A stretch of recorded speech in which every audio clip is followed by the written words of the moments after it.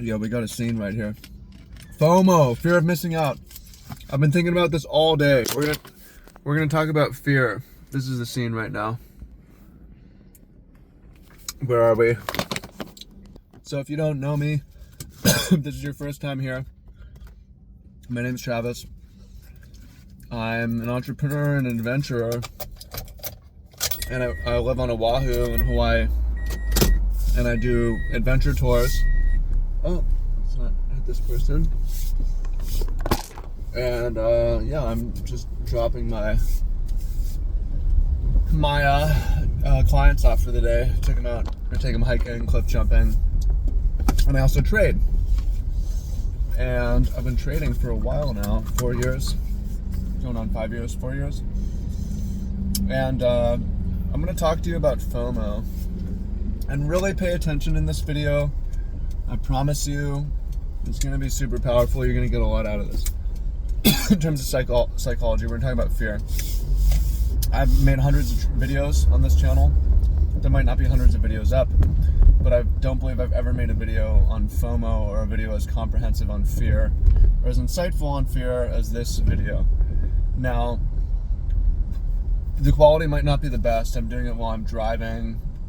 I'm going to be on the highway in a little bit. The sun's set, it's dark, but the value is going to be here.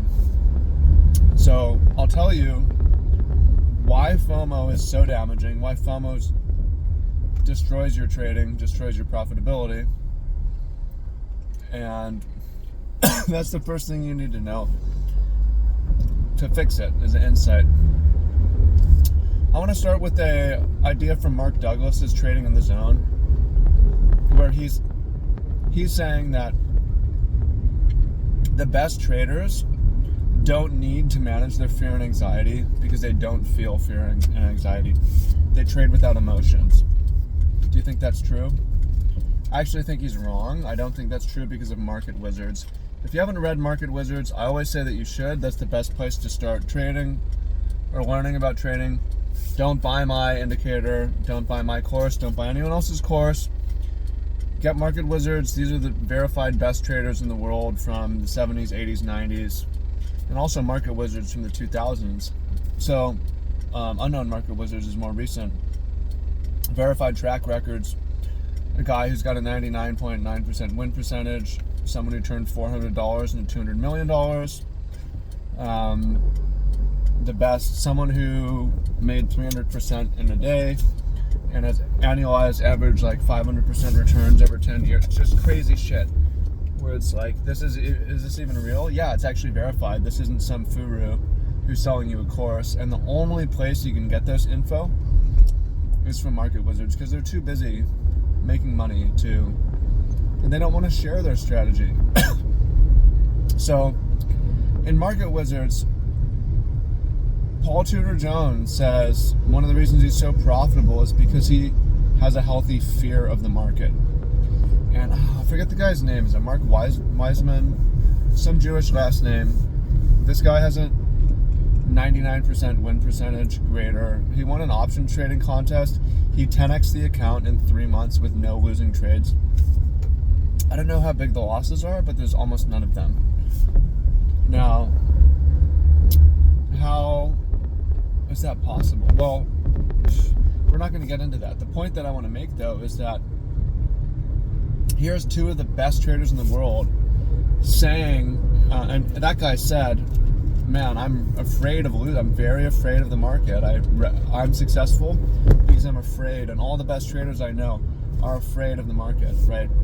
So that contradicts Mark Douglas, that the best traders are robots. No, the best traders are actually do have a sense of fear of the markets. Now, the problem with FOMO, let's tie it back to FOMO, fear of missing out, is the fear of missing out is so deadly because when you become afraid of not making more money, that fear is going to supersede your fear of loss. And when you're more afraid of not making more money than you are afraid of losing, you're going to lose, right? I'm going to give you a perfect example here.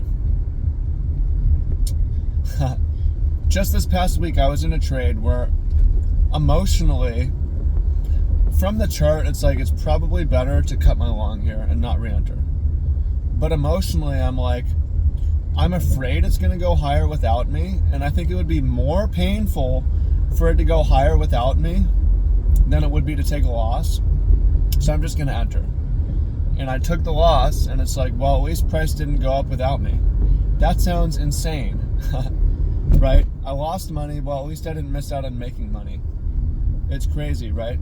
So you have to pay attention to when you're managing your emotions and not based off the chart. But that is primarily the issue. Is the best traders are afraid of losing. They're not afraid of missing out on winning, right? The best traders are afraid of losing. You need to have a healthy fear of losing. It's important to have a healthy fear of losing.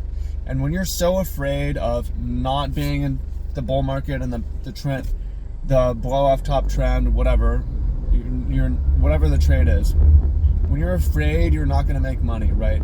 You forget to be afraid of losing, right?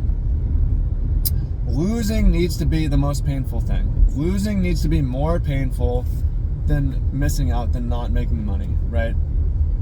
Otherwise, you're going to lose. If losing is the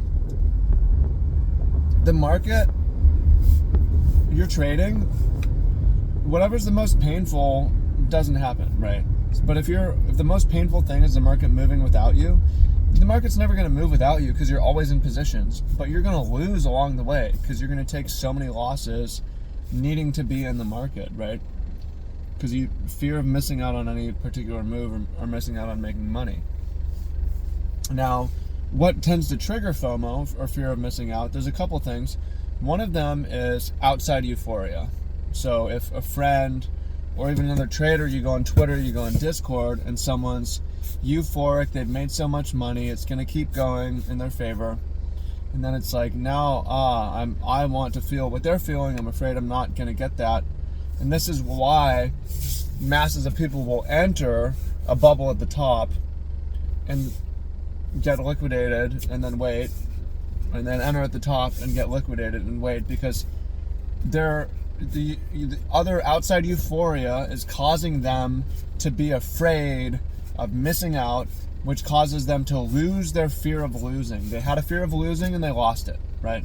They're no longer afraid of losing, they're afraid of missing out, right? Now, another one, and this is common for me, is trying to regain a sense of euphoria. If I have a big win, I make a lot of money, why do I end up giving a lot of it back a lot of the time? Just quickly giving back the huge win? Because I'm afraid that I won't make more, right?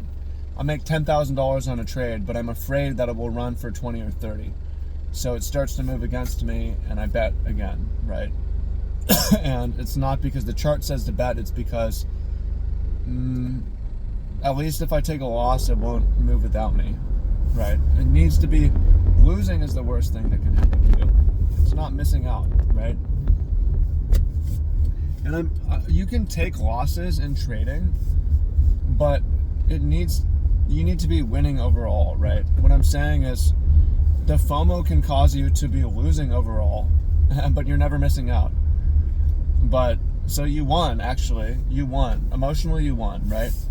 Like, I took the loss. Emotionally, I won because I was afraid of the market going higher and I was hedged against it, but I lost money. But I was okay with that. That was a less painful outcome than the money, than missing out on making money, right? It's insane because it's not conducive to winning. Now, what else can we say here? So now it's really hard because even when you're emotionally aware, if you're very frustrated, you might be aware of it. If you're feeling very euphoric, you might be aware of it. If you're feeling major FOMO, you might be aware of it, but that doesn't mean you're going to stop yourself, right? It's like when you're trying to stop quitting smoking, it's really hard to do. It's really hard. If you say, I'm going to quit drinking, I love to drink, but it's bad for me, I'm going to quit. Super hard, right? Super hard to quit a habit that you kind of believe is good for you. So it is hard. I find it hard, and I know that a lot of people do, when emotionally I'm like, I am feeling a lot of anxiety right now. I'm feeling a lot of fear. I don't really like this trade. Yeah, but I'm, gonna do it anyways. It's super hard.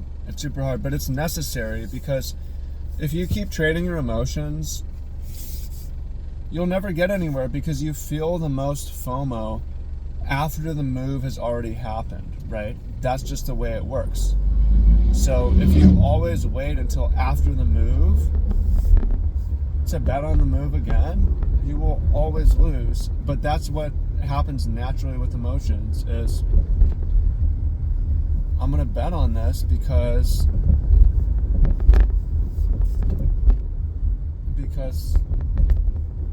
I'm afraid that it's going to keep going without me.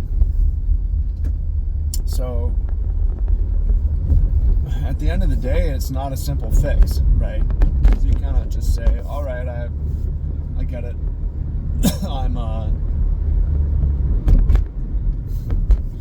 Anytime I'm feeling euphoric, or I'm going to close or not open, anytime I'm feeling FOMO, I'm going to go flat and not do anything. But the whole point is, when you're feeling FOMO, you want to do it, and when you're feeling euphoria, you want to do it. And it's not that simple to restrain and retrain yourself. So it takes a lot of emotional awareness and a lot of emotional willpower, and also it takes changing the game. What is winning, right? Is winning not missing out, but you lose money, or is winning missing out, but you make money, right? The thing about being a profitable trader is you're gonna miss out a lot, right? The guy who has 100% win rate, he never catches the full move, never. He only catches small bits of the move. He misses out constantly, but he's always winning, right? Why is he able to do that? Because he's not afraid of missing out, he's afraid of losing, right? So you need a healthy fear of losing. You need to maintain that healthy fear of losing. If you have an emotional checklist, one of the things to do before putting on a trade is, what am I more afraid of? Am I more afraid of losing?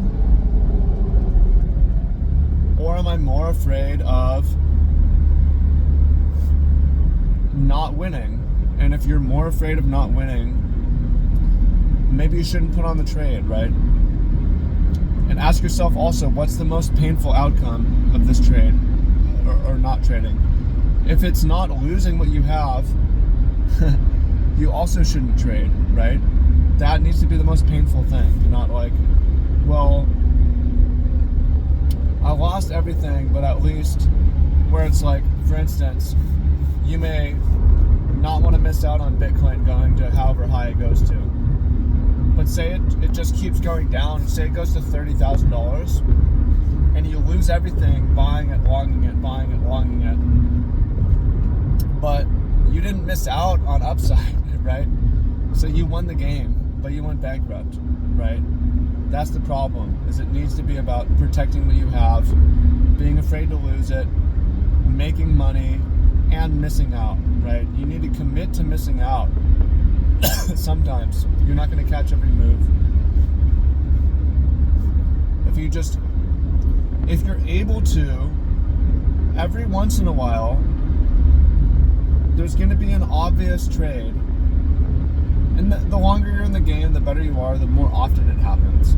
But I'll say maybe once a week, every couple weeks, there's like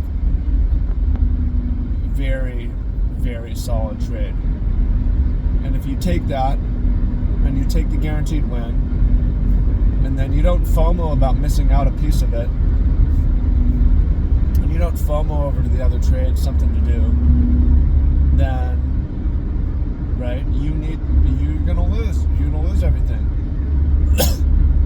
Paul Tudor Jones, he says he has great returns, but he says he's so defensive, right? You need to protect what you have. Be super defensive. If it's not working, cut it. If it's not a good trade, don't do it. If it's a bad trade that you put it on, cut it right away. So,